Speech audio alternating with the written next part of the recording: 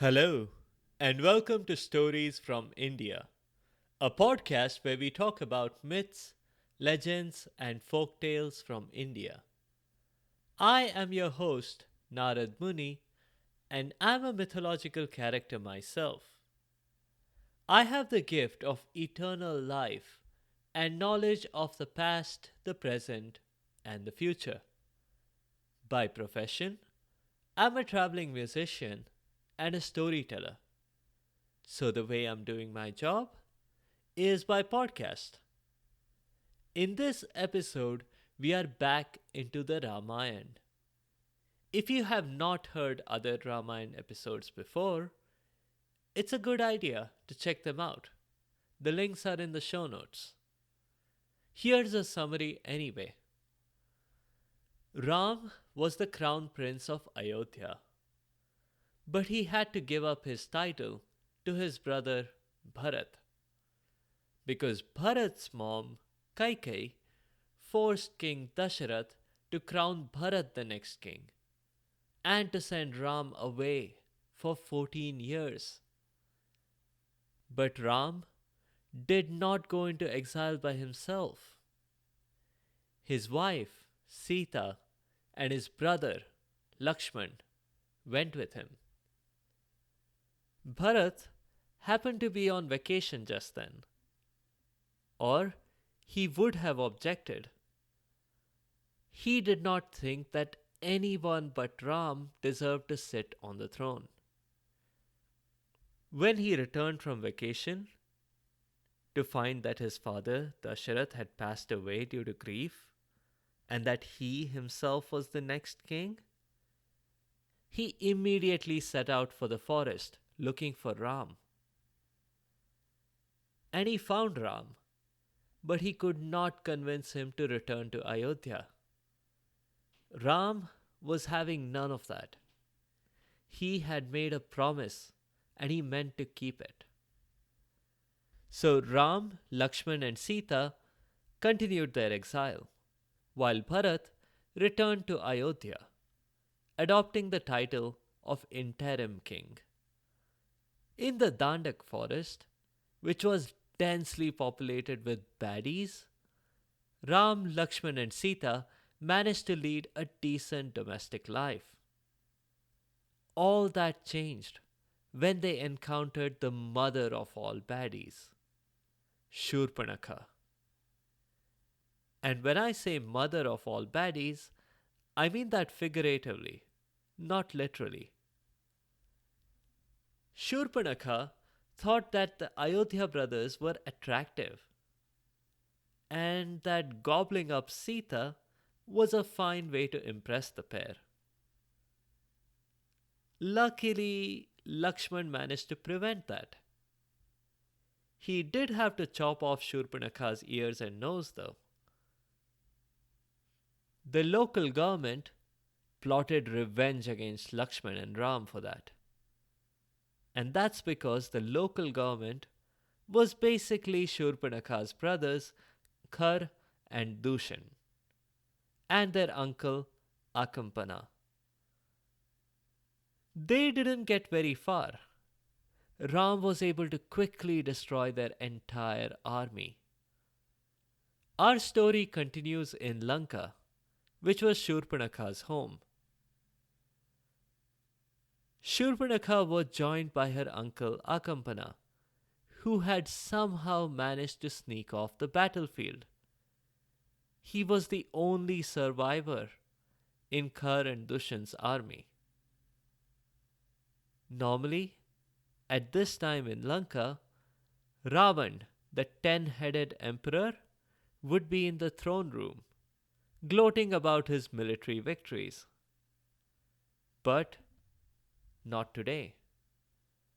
Today, he was in his private family room, listening to Akampana going on and on about how an upstart from Ayodhya had destroyed Khar and Dushan.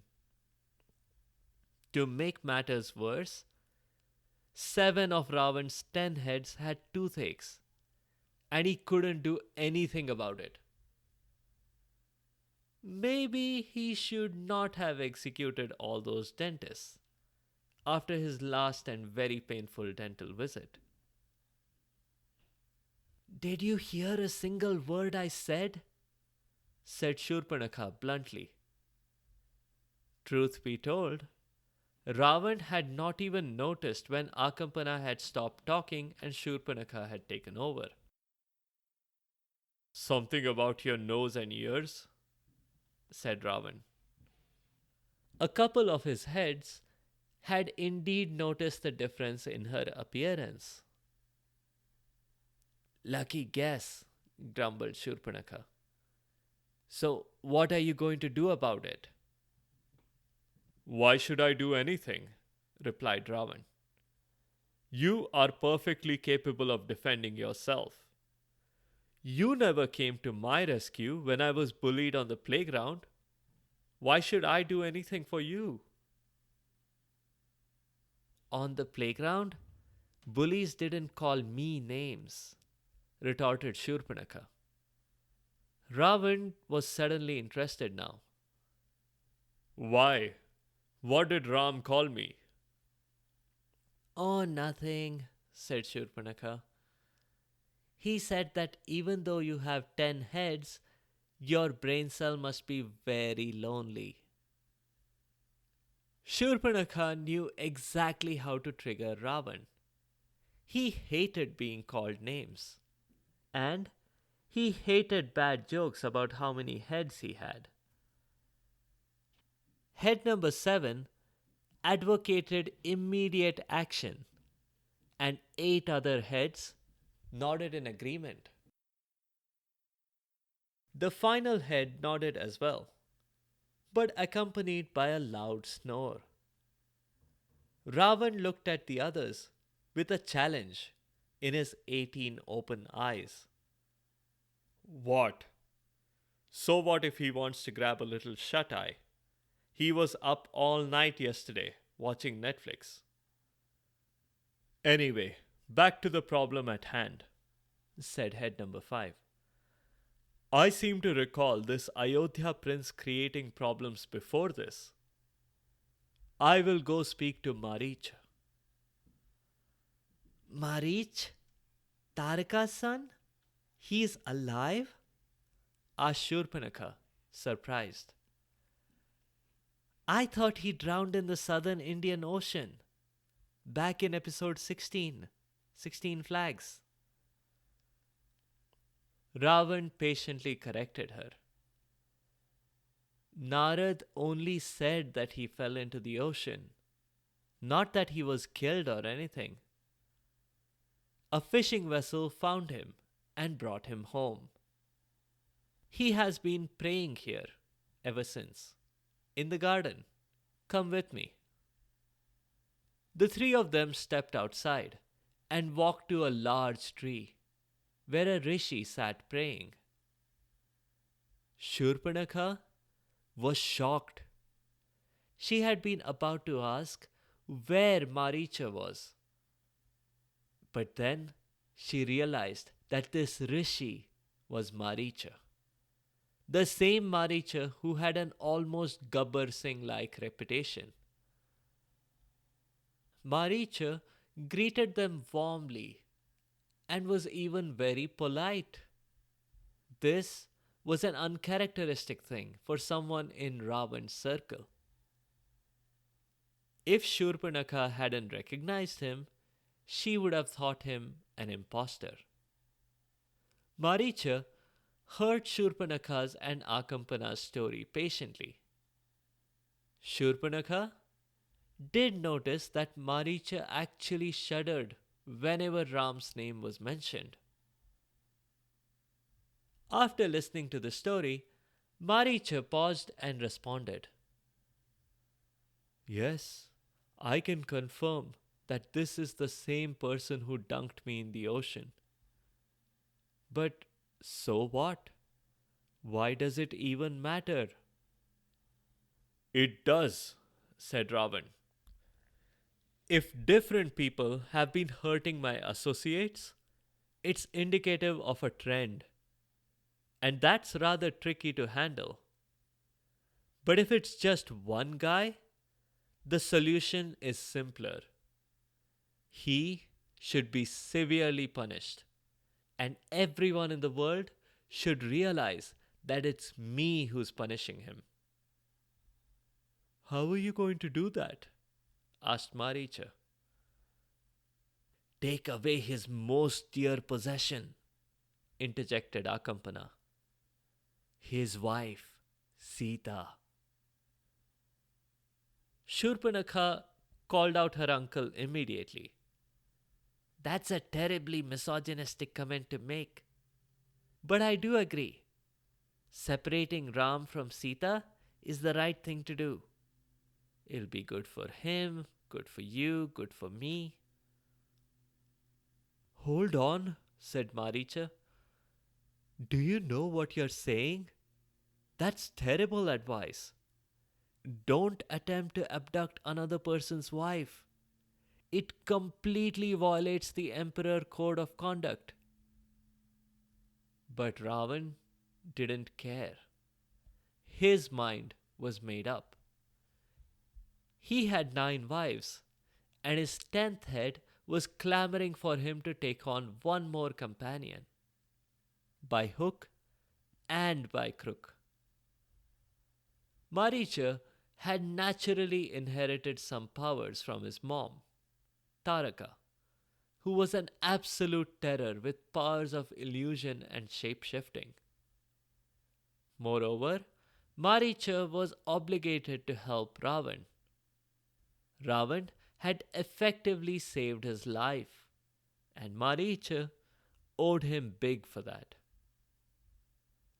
Having been reminded of this almost daily, Maricha grumbled and gave in. He opened his briefcase and pulled out a pamphlet and explained. This is all that I can do. At the silver tier, I can change into a fly. I can buzz around Ram's ears and annoy him. I'm especially good at ensuring that he won't sleep a wink all night. At the gold tier, I can change into a golden deer with a pretty coat. At the platinum tier, I can turn into a whale and soak him completely. If he happens to be within 5 feet of a water body. Why didn't you just turn yourself into a whale when Ram shot you into the ocean? Asked Shurpanakha. Maricha was stunned. I didn't think of that, he said. Ravan laughed. Too late for that now. You owe me this. I pick the gold tier. There's no large enough body of water near Ram. You don't want the gold tier, said Maricha. Try the silver one. Trust me, no one is immune to the annoying buzzing sound I can make. Besides, Ram will almost certainly hunt me down, so I won't recommend that one. But Ravan was adamant. He explained his plan, which Maricha reluctantly accepted. Ravan decided they needed to move fast. They boarded Ravan's Pushpak Viman, which was probably the earliest example of human flight, powered by geese. Within hours, they were near the place where Ram, Lakshman, and Sita lived. As agreed, Maricha changed into a lovely golden deer. He stepped out of the Pushpak Viman and wandered close to the place where Ram, Lakshman, and Sita sat about a fire pit, just outside their home. The trio was planning their next dinner. I'd like venison for a change, said Lakshman. All that fighting has made me hungry. Lakshman, you weren't even in that fight, reminded Sita. Yes, but I had to watch it, didn't I? Have you ever been to a baseball game without ordering a hot dog? Or to the movies without ordering popcorn? Sita rolled her eyes and ignored her brother in law.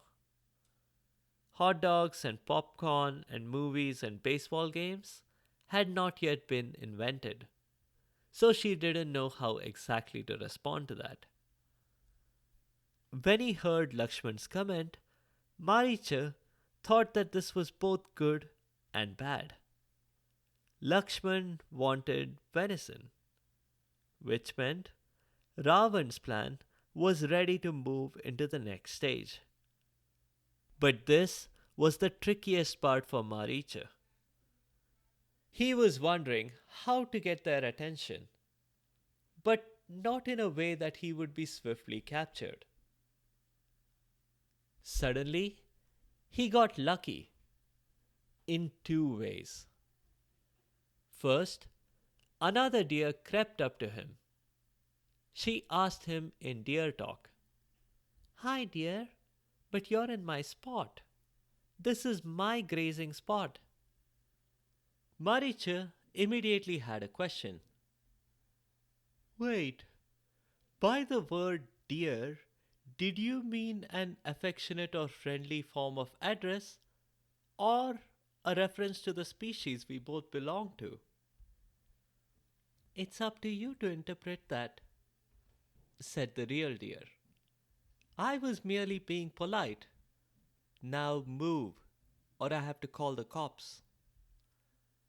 Maricha wondered. Cops as in the police? Or cops with the extra E, which refers to a small group of trees? Ah, never mind. Deer is an incredibly difficult language to speak. He decided on a completely different tactic on this newcomer.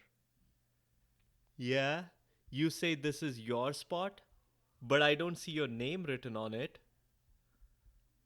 The two began to squabble, and that finally got Sita's attention. The second way that Maricha got really lucky was that Sita insisted on the golden deer being caught alive. Ram must capture it and bring it back. Ram didn't mind at all. I'll do it, he said, standing up and starting to grab his bow and arrow. Don't take your bow and arrow. You don't want to hurt it, cautioned Sita. Ram had a quick reply. It's not going to make any difference whether I leave the bow and arrow back, is it? I have an entire arsenal I can summon at will. Or have you forgotten episode 16? When there was no answer, he continued. Lakshman, you stay here with Sita. I've never known a golden deer like this before, and this might very well be a trap. Whatever happens, do not leave her. Lakshman agreed and hung back with Sita. Ram, meanwhile, had tried multiple times to carefully approach the deer, but the deer was always just a few steps ahead. This is going to be one long day, thought Ram, as he looked back at the hut, barely visible now through all the bushes. The deer kept walking away slowly, not fast enough to make Ram give up and go, but just fast enough to stay tantalizingly out of reach. Back at home, Lakshman and Sita were still debating about dinner plans when there was an interruption. Lakshman, Sita, help me, a voice said, clearly from the direction Ram had gone in. Lakshman and Sita looked at each other. Sita panicked first. It's Ram. Something's happened to him. Lakshman was calm. He'll be fine. That didn't even sound like Ram. It's some kind of a trick, I'll bet. Sita was annoyed. Lakshman, go find Ram. The panic rising in her voice now. I'm afraid I can't, Sita, said Lakshman. I promised Ram I'd look after you. But Sita wouldn't listen. Lakshman then made a decision that turned out to be pretty bad. He gave in. As everyone who has watched a horror movie knows, it's a really bad idea for people to split up when they hear mysterious voices in the wilderness. I'm especially not sure why it didn't occur to Lakshman and Sita for both of them to go together looking for Ram. But the bottom line is that they didn't. Lakshman had an elegant solution though. It was kind of like an impervious charm, if you have read Harry Potter. He drew a line in the ground around their home. It's called a Lakshman Rekha, he explained to Sita. No one can cross it except the three of us. I don't care about the line, said Sita. Just go find Ram quickly. She was clearly uninterested in the Lakshman Rekha, which actually was a rather clever invention. Lakshman set off in the direction of the voice. He observed some deer tracks that were followed closely by human footprints. Clearly, he was on the right track. It took him a while, but finally, he saw Ram. Ram was not hurt in any way, but he was not happy to see Lakshman. Lakshman, what are you doing here? Ram exclaimed. Looking for you, said Lakshman. We heard you cry out for help. That wasn't me, said Ram. That was Maricha. And who exactly is this Maricha guy? Asked Lakshman. We met him and his family in episode 16, explained Ram. He must have survived somehow. Though I'm pretty sure that when I hit him with my arrow, I did aim for the remotest part of the southern Indian Ocean. Anyway, I finally was so far away, I gave up on the idea of catching the deer alive. Only when I shot him with the arrow, he changed back into his human form.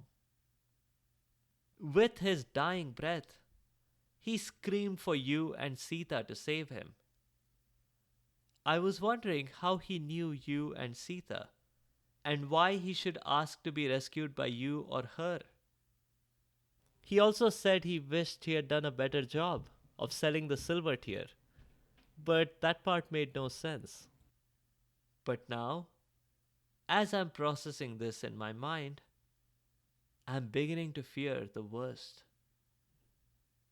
The two of them picked up speed and raced to their home.